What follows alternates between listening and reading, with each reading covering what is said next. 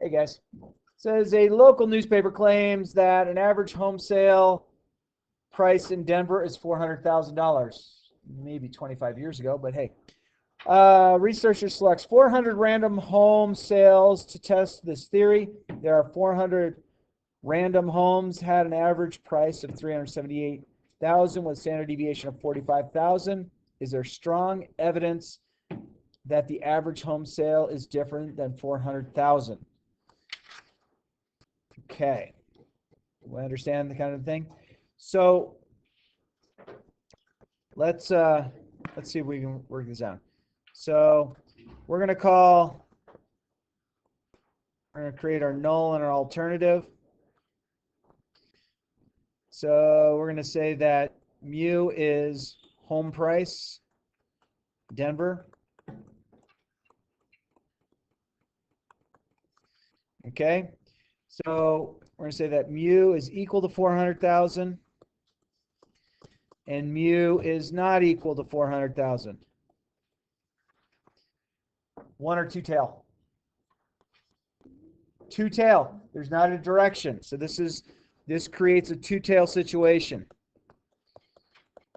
And so note, we have to double our p-value. Okay? All right. Are there any red flags here, do you think? I mean, some red flags people might say, well, you're just testing the price of homes in Denver. That's correct. But what are we trying to test here? The average home price in Denver. So is the red flag that we're just using Denver? If we're testing Denver? Yeah, it doesn't seem to be. So I don't think it was good. We definitely have a large enough sample size of the 400 homes. So this seems like a really good, thing that maybe a real estate agent might take upon, at least take a look at. All right, so we can create our normal distribution.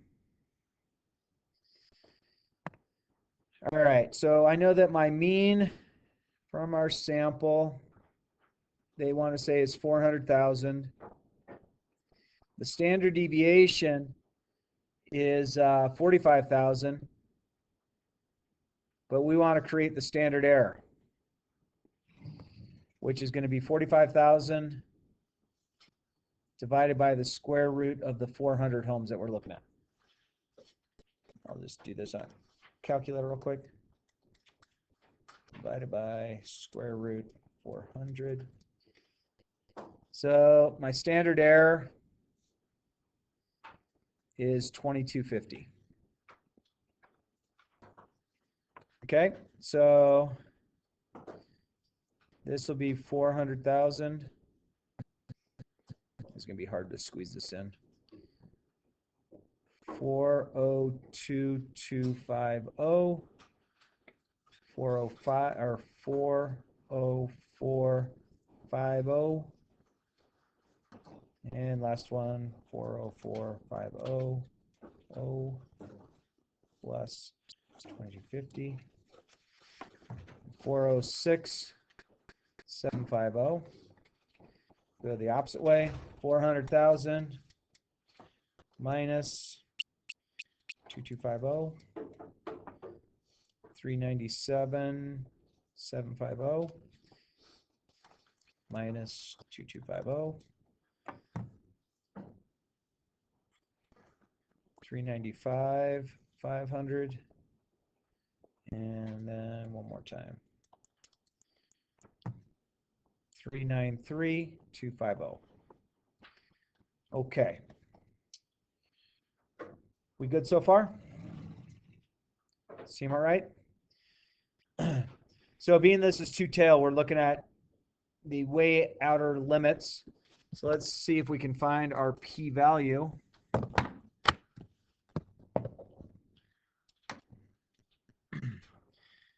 And jump onto our friends, the Desmos family.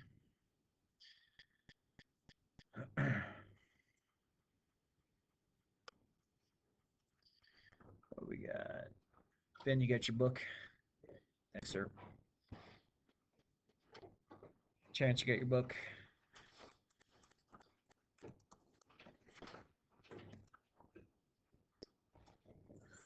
$400, 123, comma 2250. So there's our normal distribution based on this. Now, we have to pick one way or the other to figure out that 378. So I can say 378 higher, or actually let's go lower than 378 because it's to the left. All right, friends, is 7.01 times 10 to the negative 23 very close to 0? Yeah. So we're going to say that our p-value is just about 0. I mean, this is so tiny and minute. So our p-value is almost 0. So we should multiply 0 times 2, and we still get 0. All right. Using an alpha value of 0.05, explain what the decision would be. Okay, so they're saying, hey, we have an alpha value of 0.05. Is 0 smaller than 0.05? Yeah. So this case, we are going to reject the null. Okay.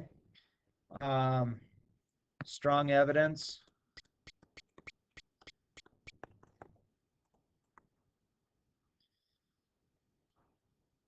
that the home price in Denver, that the $400,000 home price in Denver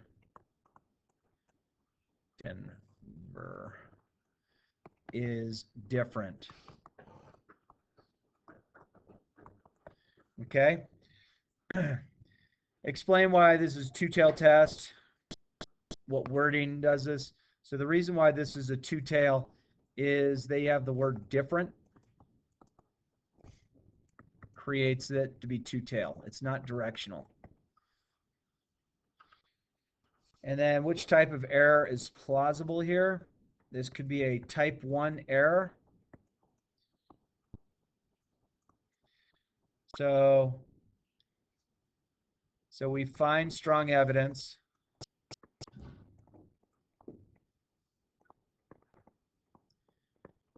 against the null.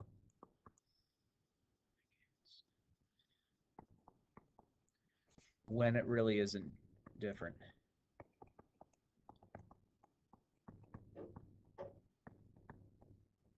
Okay. That's first page. That's page 111. Seem okay? Terms seem all right? All right. All right, may I move on? You guys still copying? Take attendance while I can.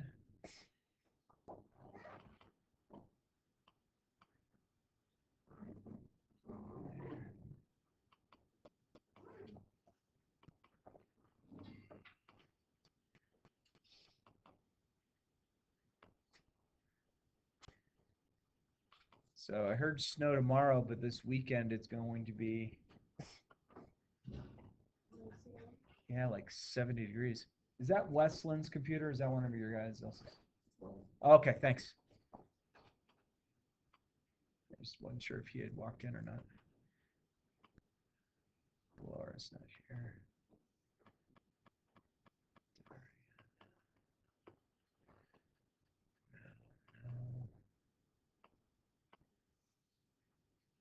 And Samantha, you went?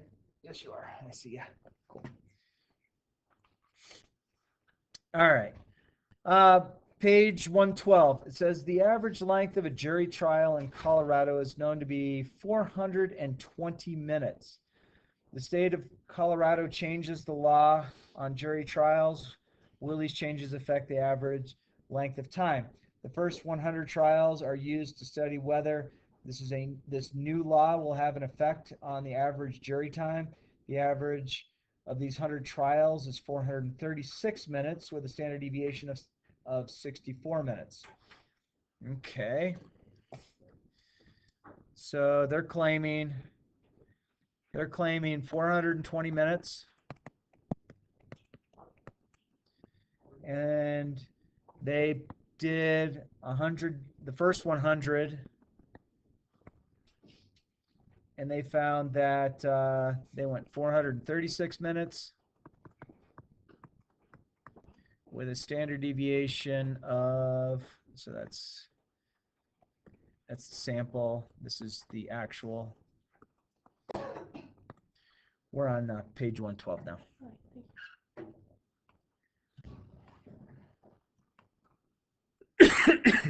The standard deviation of 64. Okay. All right, so we're going to say that our mu is the 420 minutes. So if we create our null,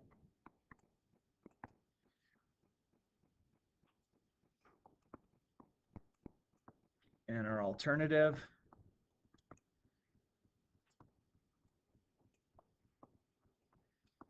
so again, this is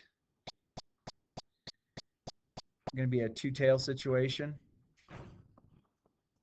because would have not equal. All right.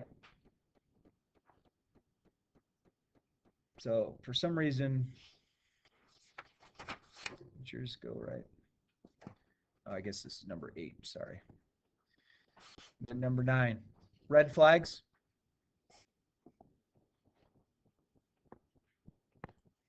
Any red flags in this scenario?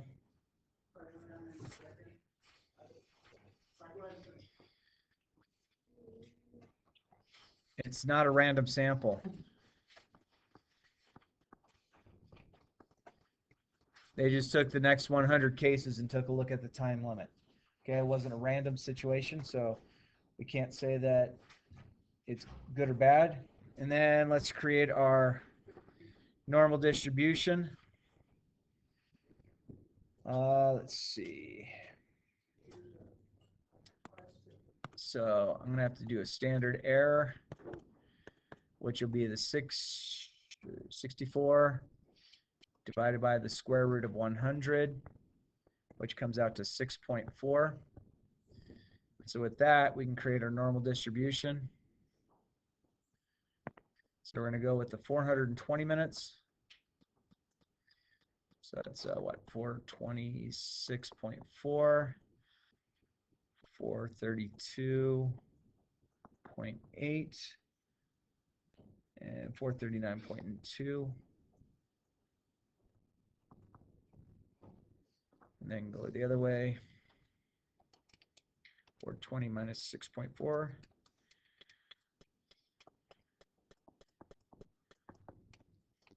Minus 6.4. 407.2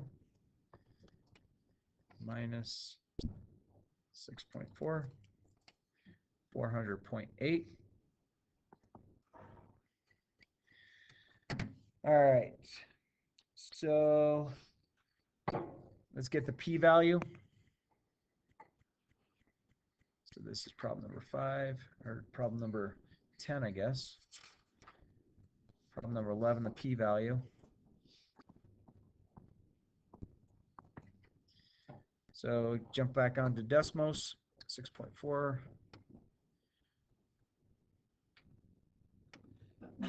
Bless you.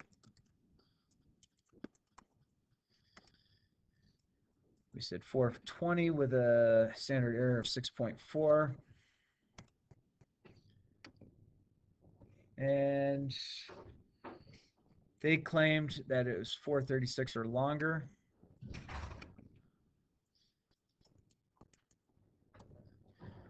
So we have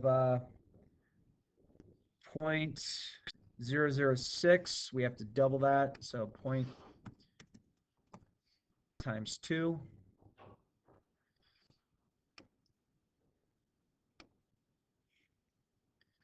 So we get 0.12.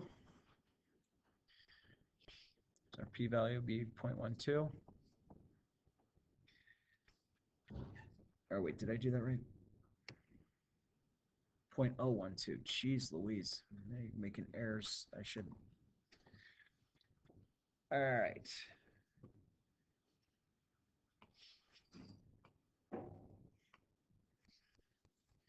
So if we use the sample size or the alpha of 0.05, 0.012 is less than 0.05, so we reject the null.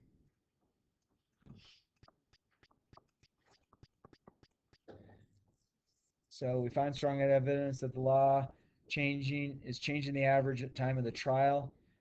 And then 6, explain why this is a two-tail test.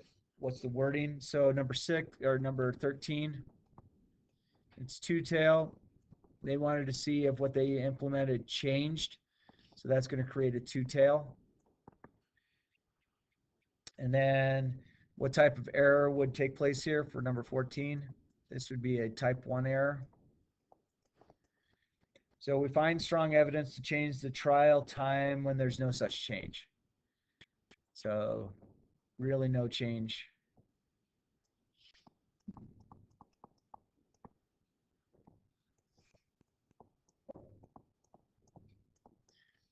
Okay, we good with that? All right, yay. Cool. Being as you're here, you're going to get credit for that. If you weren't here, watch the video and figure it out. All right, where is my blue? There it is. All right, so now we're on to 610.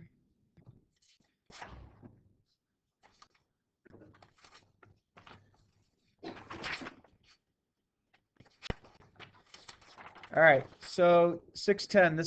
This would talk about. This is on page 41. These are using t-tests for the means.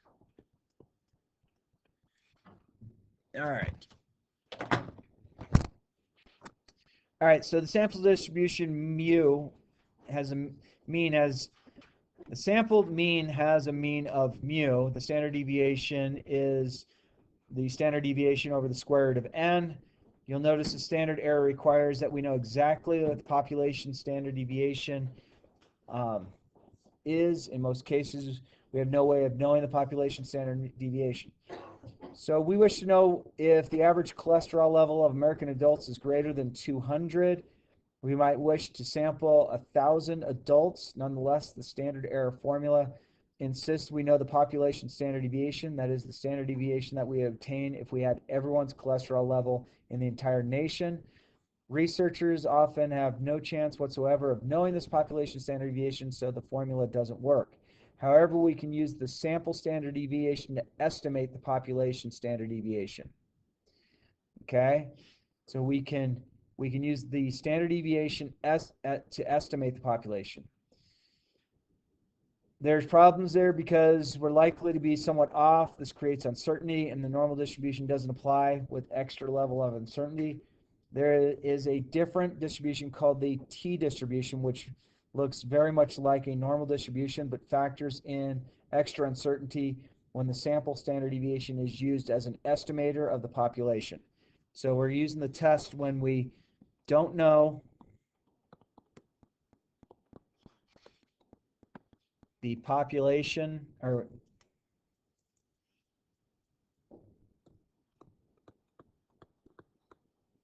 standard deviation, but we know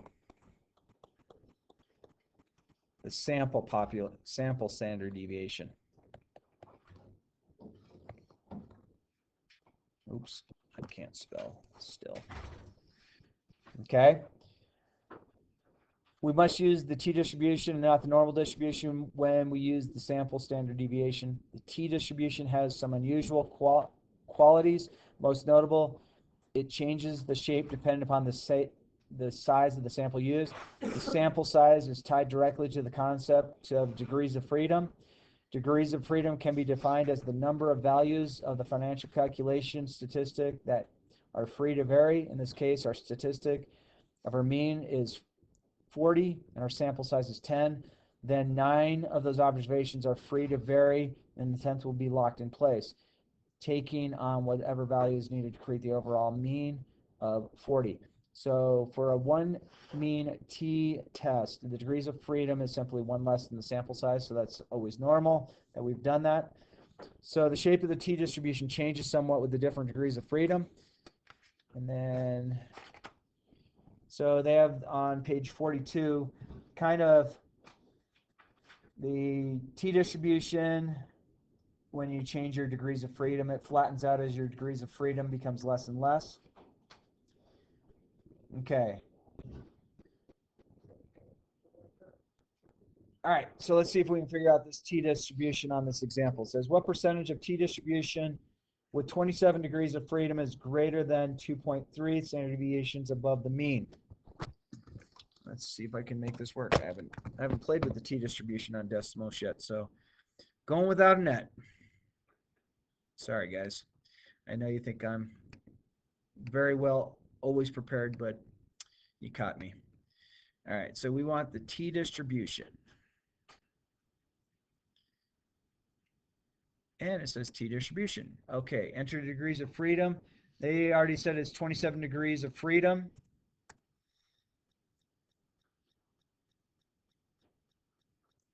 Okay, so let's take a look at this. This is what your t-distribution would look like in this case. Let's make it darker. All right, so we want to see degrees of freedom that are greater than 2.3. So I'm going to do 2.3 down here. So it's that small little pocket of area. So that's 0.0147. So that means it's 1.47%. What percentage of the t-distribution was 16 degrees of freedom? So we change this. We go t-distribution. And they said 16 degrees of freedom.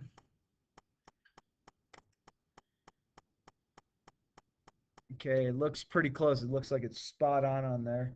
But we can say, what is this with 2.5 standard deviations above the mean? So in this case, it would be, oh, it's between 1.5, I'm sorry. 1.5 and 2.5.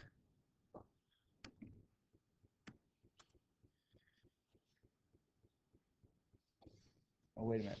It's between, oh, jeez, negative 1.5. Sorry about that. So it's between 1.5 standard deviations below and 2.5 standard deviations above. So in this case, we come up with 0.912, so 91.2%. So it uses the z-score, so those are the actual t-scores, to describe the proportion of the distribution we wish to use at this time of writing.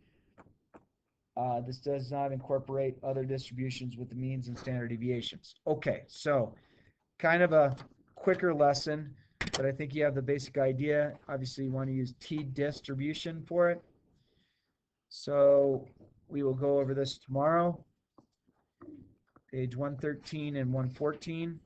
And you have the rest of the period to work on that. Save.